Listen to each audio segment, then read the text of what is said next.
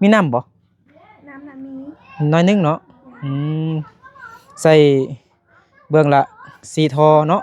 10อู้ตามมาเผ็ดมักเผ็ดมักเล่น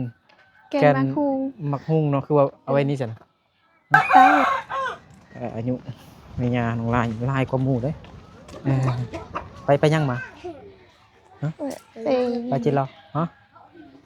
ไปจิเหรอ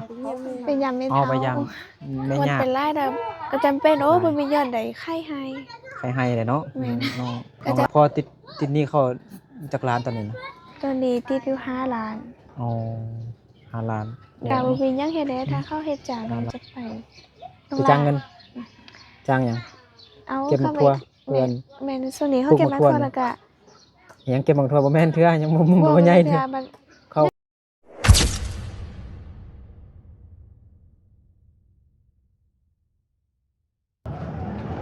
สบายดีน้องลาอ๋อจะได้กันสู้ๆเด้อน้องลาเด้อเข้มแข็งเด้อ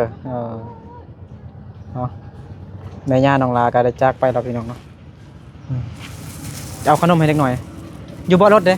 คือว่ามีขนมไข่อยู่เอามาให้น้องลาอยู่บ่รถแม่น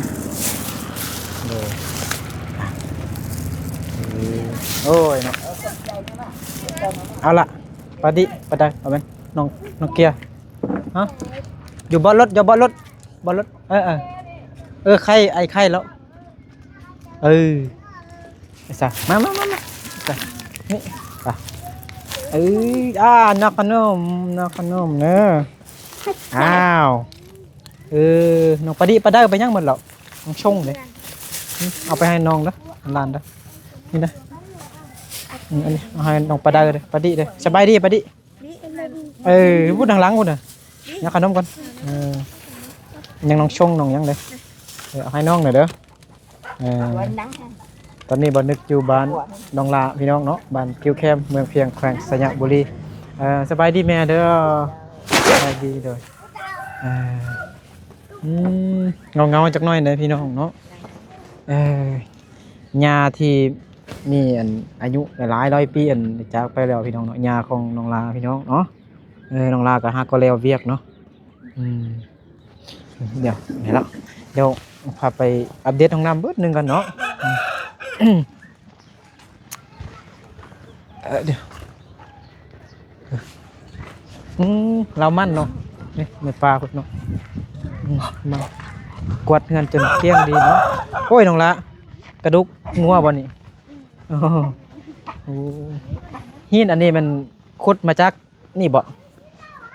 เห็นบ่หินนี่ขุดมาแต่ไสเนาะเอาบ่ได้เขียนนี่ยังแต้มนี่ยังเอ้ามีน้ำบ่น้ำน่ะมีน้อยนึงเนาะใส่เบื้องละ4ทอเนาะ4ปอกพี่น้องเนาะน้องลาว่าเขาเจ้าเฮ็ดแตกเติมเนาะเป็นแตก2ท่อแล้วพี่น้องเนาะนี่ประมาณนี้พี่น้องเนาะตอนนี้ก็ทาตัวเติมท่อนึงมาเนาะบ่ฮู้ว่าสิเอาอยู่ทางใดนี่อยู่หลัก18พุ่นบ่409นะแม่นบ่อยู่นั่นพุ่นน่ะสิไปเบิ่งเอาน้องลาก็พร้อมลงแล้วเนาะอดหลับอดนอนเนาะสังกะสีก็เอาไว้ทางนี้พี่น้องเนาะจักแผ่นกว่า6แผ่นเนาะ6แผ่นเนาะแม่นบ่วางโอ้เนาะร้านก็หาก็เสียเนาะเสียต่อมาก็หญ้าก็เสียแด้เนาะติดมันอิดบล็อกเอาไว้นี่พี่น้องเนาะตามมาเผ็ดมักเล่นแกนมะฮูงมักฮุ้งเนาะคือว่าเอาไว้นี่ซั่นตั้งไว้ให้มันแห้งตากไว้มันแห้งเลยอ๋อตากไว้มันแห้งเอาแก่นไปฟูกเนาะเลยเสียใจนำน้องลาเด้อเนาะเลยย่างน้องลาจากไปแล้วพี่น้องเนาะอายุไม่ย่าลายเด้พี่น้อง100 ปีโอ้คือว่าอายุไม่ย่าน้องลายกว่าหมู่เด้ผู้ใหญ่เพิ่นก็มื้อนั้นก็เงินของ ผู้ใหญ่เพิ่นอยู่ทางอเมริกาพุ่นแหละ ตัว ที่ยังเรือ จากแล้วเหรอ อ่า ลี่เลีย ที่ยังเรือ น้องครูตัว บ่แม่นเรือดอกยังบ่ได้ซื้ออันบานประตูแล้วก็วงกบประตูห้องน้ำของน้องลาพี่น้องเนาะแต่ย่าของน้องลาเสียก่อนก็เลยเอาเงินที่ผู้ใหญ่เพิ่นเฮ็ดห้องน้ำเหมือนพี่น้องยังเหลือหน่อยนึงอะนะ800,000เอาให้น้องลาซื้อสิ่งจำเป็นเฮ็ดในอันงานของย่าเนาะมื้อนั้นเนาะผู้ใหญ่เพิ่นก็ว่าเรื่องห้องน้ำนี่ก็ไว้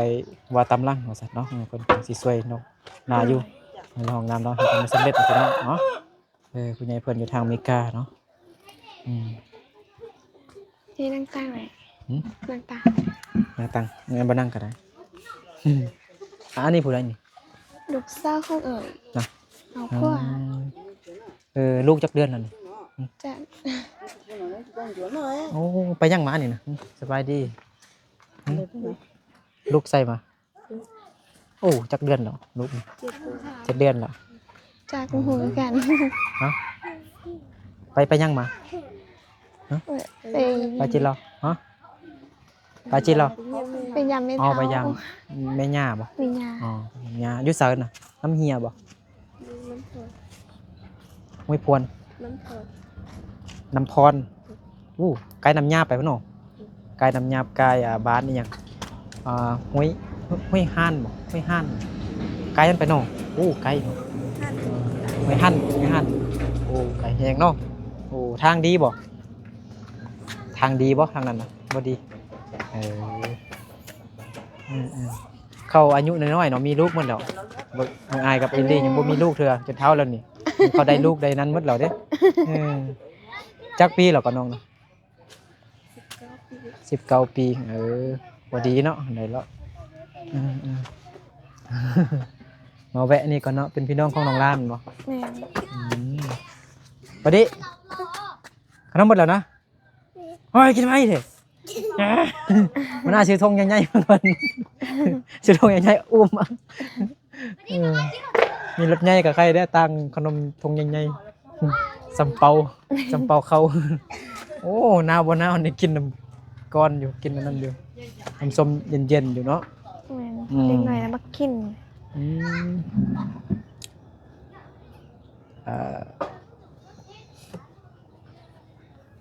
อย่างมืดหลายบ่อันจัดงานศพอีแม่ย่านะ ไล่โอ หมด100 ล้านบ่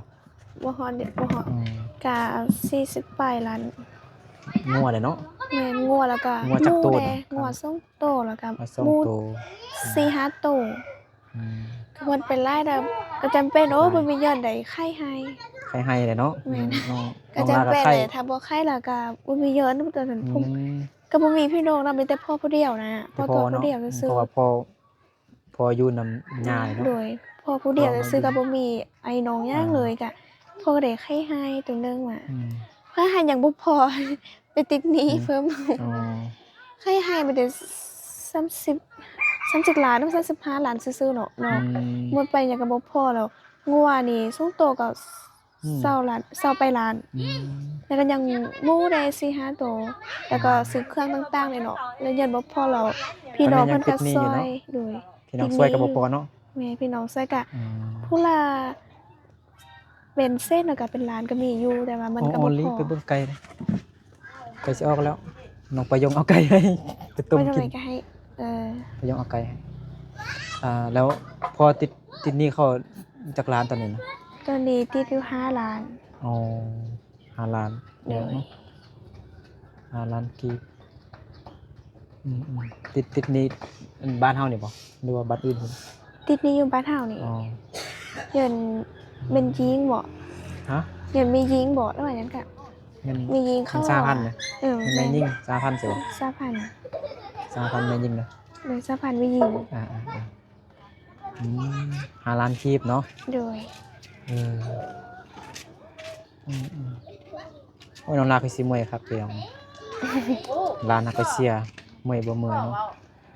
มาไม่ยากเสียอีกเมื่อย แม่น น้องลายังติดหนี่เข้า5 ล้านกีบพี่น้องเนาะ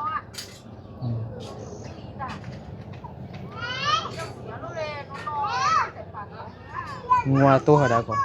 งัวน่ะ นะซื้องัวตัวเท่าใด งัว สอง เรา ตัว เข้ามาโต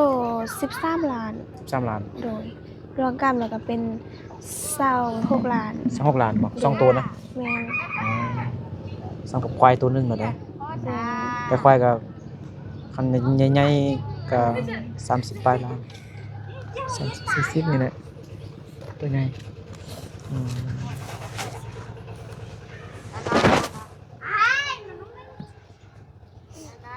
ถ้าไปเด้มีพี่น้องหลาย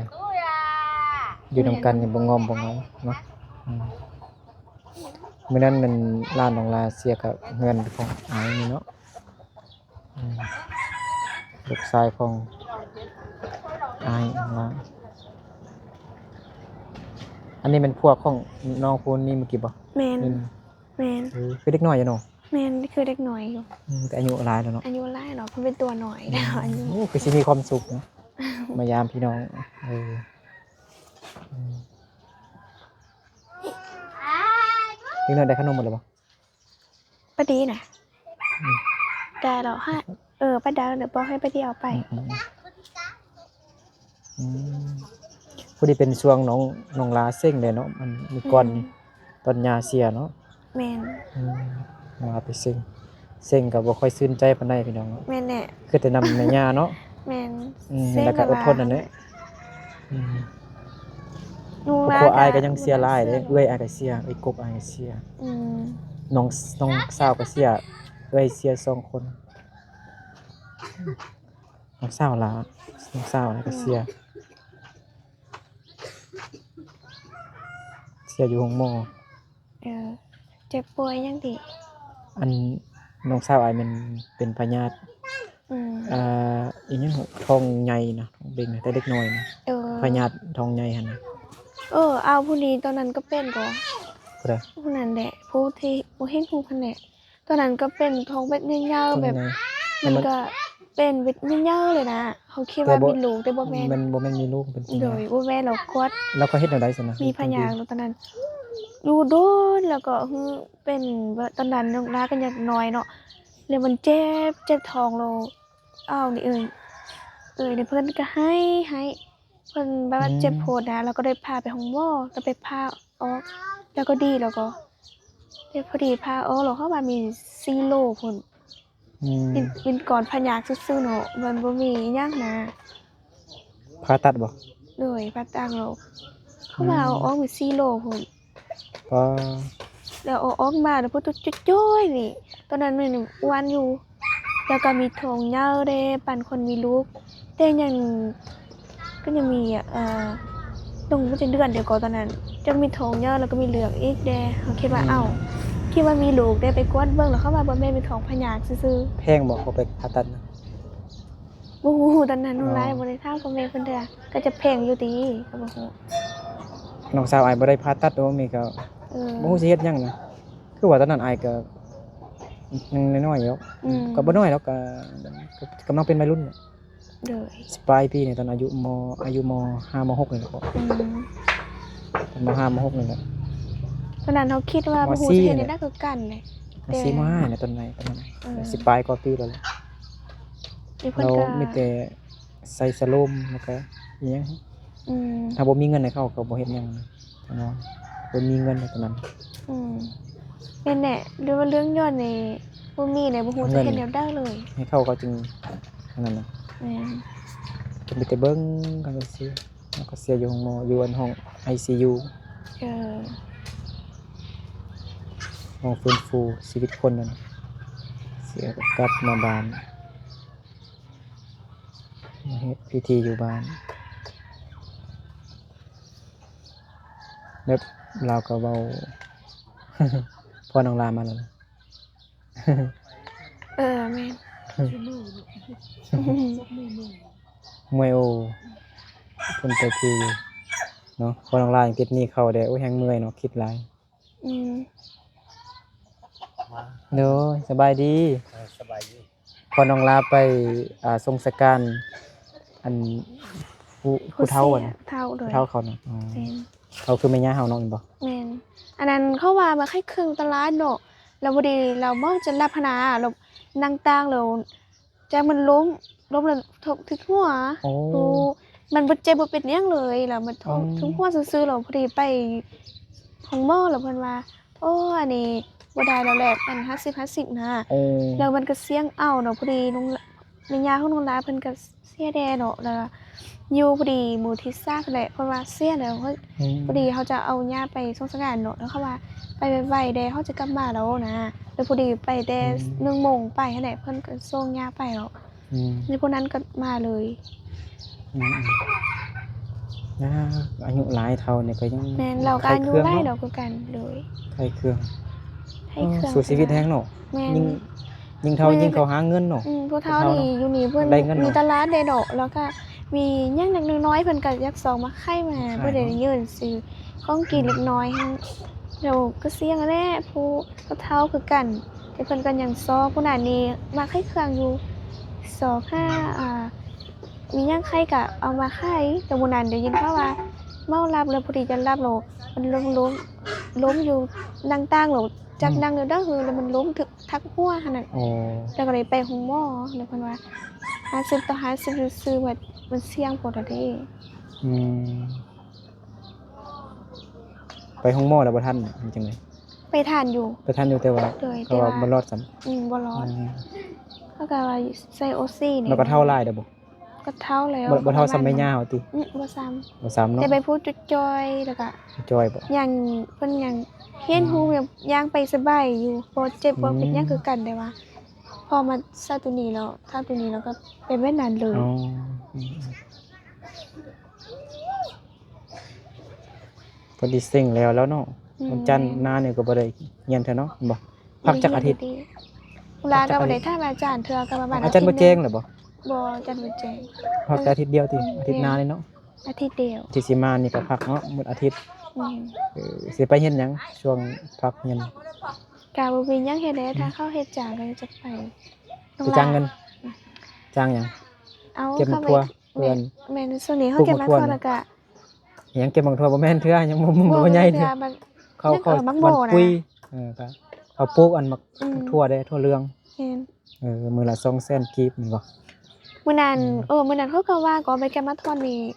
ผู้อยู่ดีแล้วเพราะว่ามันเขามาส่งคนไปเก็บมะทั่วน่ะปีก่ายเขาก็ไปนำเข้าหรือปีนี้เขาก็มาว่าตึมเมื่อมื้อนี้เขาก็ว่าไปเด้อมะทั่วมีเจ้าหนึงเขาเก็บได้แล้วนี่ อ๋อ เขาก็บอกให้ไปแต่ว่า เป็นช่วงที่อ๋อบาง ยาบ่สบายได้เนาะก็เลยบ่ได้ไป เขามักชวนเขาก็เก็บแล้วเนาะแม่นบ่ บางเสื้อเขาก็เก็บแล้ว แก่แล้วเนาะ แม่นบางเสื้อเขาเฮ็ดเสาเนาะแต่เขาก็เก็บ อ๋ออืมน้องละ น้องล่าน่ะ16 16 เดือน ปีมา7พอดี17 ปีเนาะ แม่น 17 ปีอืม FC เพิ่นบ่ฮู้ว่าเป็นเด็กน้อยหรือแนวใดฮู้เบิ่งอันรูปหน้าปกแล้วคือเด็กน้อย เอาฝากเงินให้น้อง 30,000 กีบนี่แหละ อืมบ่ได้ FC ทางฝั่งไทยพุ่นแหละ เอ่อ คิดว่าเรายกคือเรากวนมันยังหั่นนะ แต่ก็ถ้าเป็นเงินบาทนี่ก็40 บาทเราโอน2เทื่อ อืม เทื่อหนึงเราโอนมา20 บาท20 บาทก็ประมาณ13-14,000 กีบนี่แหละ อืม เราโอน2เทื่อเป็น40 บาท เออ ก็ประมาณ20ปลายพันนี่แหละ เลย 20ปลายพันกีบนี่แหละแต่ว่าวันนั้นเราไอ้สิเต็มบัตรให้30,000 30,000 บ่ได้เอาเงินสดมาพี่น้องเนาะผู้เพิ่นใจดีเพิ่นเนาะใจดีใจบุญฝากเงินให้น้องช่วยน้องลาเนาะ40 บาทพี่น้อง เดี๋ยวบ่นึกสิเติมบัตรให้น้องเลย30,000เติมเน็ตให้น้องลาเลยบ่ได้เอาเงินสดมาบ่ได้สิกวงเงินสดมาก็ถือว่าเราก็นั่นแล้วเงินน้อยกับก็แม่นเงินเนาะ แม่น ถือว่าเราก็มีน้ำใจดีใจดีมีน้อยก็สวยน้อย มีไล่ก็ช่วยน้อย มีไล่ก็ช่วยน้อยมีน้อยก็ช่วยน้อยเออโทรศัพท์น้องน่ะ เขาซ้ำไม่เพื่อน จังหน่อยเอาส่งเบอร์หาเติมบัตร โดย เงินของ FC เพิ่นฝากมา40 บาทหั่นสิเติมบัตรให้น้องลาเลยพี่น้องเนาะโดย เจ้าของเงินน่าจะกำลังเบิ่งอยู่แหละพี่น้องเนาะบ่ได้พกเงินสดมาเอามาแต่ว่าซื้อนั้นซื้อนี่เบิดมาแต่เช้าพุ่นแหละมาเบิ่งดินน้องประยงถามค่ารถไทฟอร์ดปรับหน้าดินดินน้องประยงแน่นะครับ อยู่เทิง มาบาลินน้ำน้องดวงใจแน่ มันต้องพูดเลยบอก แม่นอยู่เทิงพูนเลย ว่าไกลๆนำ ใกล้น้ำ ย่างไปขนาดยังบ่ได้เปนำไปเถอะยังบ่ได้หิวนำไปเถอะเมื่อยแล้วไปตุลาลาก็ยังเมื่อยแล้ว แมนก็ไปอยู่เทิงพูดนะ แม่นอยู่สุดของเลยอยู่สวนมักเลื่อยเข้าเทิงสูงไกลจากน้ำไกลไฟไกลน้ำนี้ไกลทางใหญ่นางประยงอยู่สูงขนาด ก็มีคนอยู่ก็ดีดินหนึ่งประชุม มี3 คนมี3ครอบครัวมี3ครอบครัวโดย เมื่อกับไปแทกกับ3ครอบครัวเนี่ย3ครอบครัวกับบ่เหงาพระเจ้า แมน ไปอยู่พร้อมกันนะ แมนไปเขาจะเอารถจอกไปจอกเลยดี เอารถไทฟอร์ด เอาที่ รุดเอานะแต่บ่อันนี้มันผู้ใหญ่เพิ่นน่ะถามไว้ซื้อแต่อ้ายก็แต่ผู้ใหญ่เพิ่นก็ให้ถามเนาะอ้ายก็บ่มั่นใจดอกว่าผู้ใหญ่เพิ่นสิสวยบ่สินะ โดย ค่ารถก็มัน3 ล้านกีบ3 ล้าน2แสนเขาว่า3 ล้าน5แสนแต่ว่ารถได้3 ล้าน2แสนกีบถ้าเป็นเงินบาทก็ 5,000 กว่าบาท โดย มื้อนึงถามผู้ใหญ่เพิ่นดูอันนี้ก็ไปถามไปเบิ่งซื้อให้อันเจ้าของรถนะไปเบิ่งแล้วถึงบอกราคาหั่นนะ โดย ไปบอกราคามา3 ล้านปลายหั่นนะไอ้จนตกใจเลย เดี๋ยวนี้เนี่ยไหน สิชวนน้องประยงไปรับจ้างแล้วซอกเงินปรับหน้าดินจะเฮ็ดเฮือนนะมันว่าสะดวกสบายเนาะติดกับทางรถใหญ่เลยเนาะเดี๋ยวเจ้าอาชีพเติมบัตรให้น้องเด้อ โดย ก็น้องนำก็ถ้าผู้ใหญ่เพิ่นก็ให้ทายหาอัปเดตให้เบิ่งหั่นแหละก็ตอนนี้ก็ยังรอท่าอันท่อเติมท่อนึงมาพี่น้องเนาะ โดยว งช่วมเนาะเติมท่อนึงเนาะมันแตก2เทื่อพุ่นเนาะเทื่อนึงมันรถซิ่งถอยต่ำเนาะเทื่อนึงมันเขาอีพอเอาลงเนาะเอาลงคุ้มแล้วมันแตกมันบ่มันบ้างเด้นะบ้างหรือเก้า มัน แดง บ้างแล้วก็เฮ็ดบางจักหน่อยเด้ก็เลยแตกก็เป็น2พี่น้องเนาะอันนี้ก็มีแต่รอทางมีงบก็เลยซื้ออันโทรมาเพิ่มอีกเติมน้อยนึงพี่น้องเนาะแล้วก็ดินทมสิเฮ็ดเฮือนห้องน้ำ โดย หญ้าบ่ได้เซาซ้ำเนาะ แม่น่ะน้องล้าเหรอขึ้น แม่ เนาะ บอกตอนนั้น เสีย ว่า ดายเนาะ ยาตอนยาป่วยดอกยาบอกว่าเฮ็ดห้องน้ำไว้เด้อยาจะได้ใส่น้ำยาบอกไว้นี่เพราะว่ายาจะย่างไปหรอไกลเนาะแล้วยาก็คิดแต่ตอนนั้นยาก็ว่าน่ะโอ้ยเฮ็ดห้องน้ำกูเฮ็ดไกลแท้ยาไปบ่ไหวเนาะแล้วพอดีไอ้ว่าจะเพิ่นผู้ใจบุญว่าจะใส่เฮ็ดห้องน้ำมันยาก็ดีใจยาว่าโอ้ยเฮ็ดไว้เด้อยาจะได้ใส่น้ำยายันบ่ได้ใส่น้ำ มัน อ่ะ ก็คิดอยู่ แม่นเว้านำอีพ่อตลอดนี่พ่อไปเฝ้ายาก็เว้าอันเฮ็ดไว้เด้อยาจะได้ใส่น้ำอ่ะยาบ่ได้ใส่น้ำซ้ำยาไปก่อนเนาะ เราก็ไปดีแล้วแหละ แม่น สวรรค์ชั้นฟ้าแล้ว โดย เสียใจนำน้องลาหลาย โดย ปูนนี่ก็บ่แม่นมันทึกนำบ่แต่มันแตกเลยเนาะทึกนำนี่มันแข็งนะมันใช้งานบ่ได้ซีเมนต์ โดดมาแล้วเนาะมันจะแข็งบ่ เนี่ยโอเคเดี๋ยวให้กลับก่อนเด้อ โดย